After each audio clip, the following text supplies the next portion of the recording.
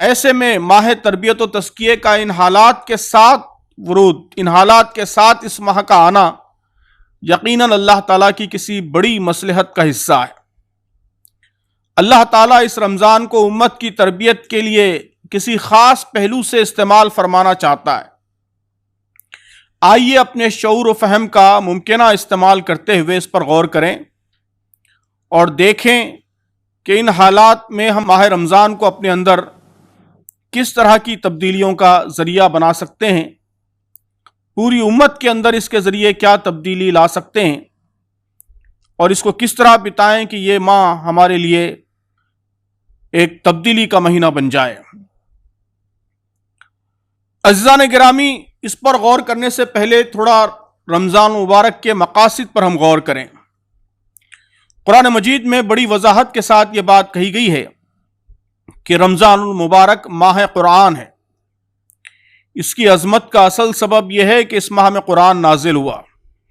شہر رمضان الذی انزل فیہ القرآن ھدی للناس وبینات من الھدی والفرقان، کہ رمضان وہ مہینہ ہے جس میں قرآن نازل کیا گیا جو انسانوں کے لیے سراسر ہدایت ہے اور ایسی واضح تعلیمات پر مشتمل ہے جو راہ راست دکھانے والی اور حق و باطل کا فرق کھول کر رکھ دینے والی۔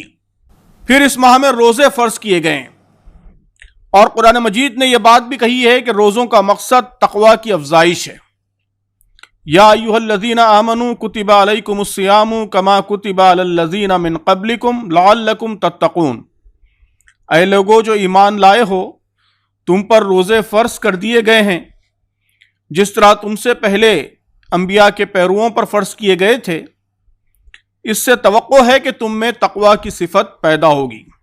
قرآن مجید اللہ کا کلام ہے، وہ زندگی کی ایک خاص اسکیم دیتا ہے، ایک نظام عقائد، بلیف سسٹم، ایک نظام اقدار، ویلیو سسٹم، اس پر مبنی ایک طرز حیات، لائف سٹائل، اور ایک تہذیب اور ایک سویلائزیشن۔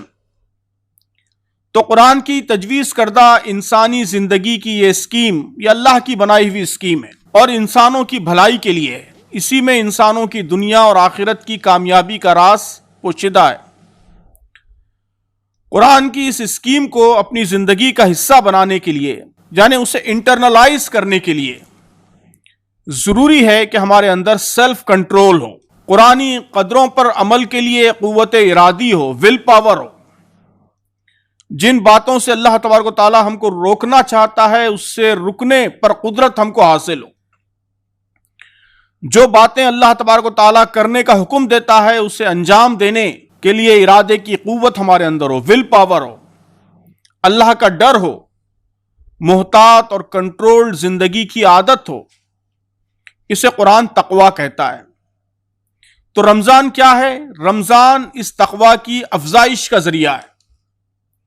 تو قرآن، تقوی اور رمضان، اس ٹرائنگل کو، اس مثلث کو سمجھنے کی ضرورت ہے۔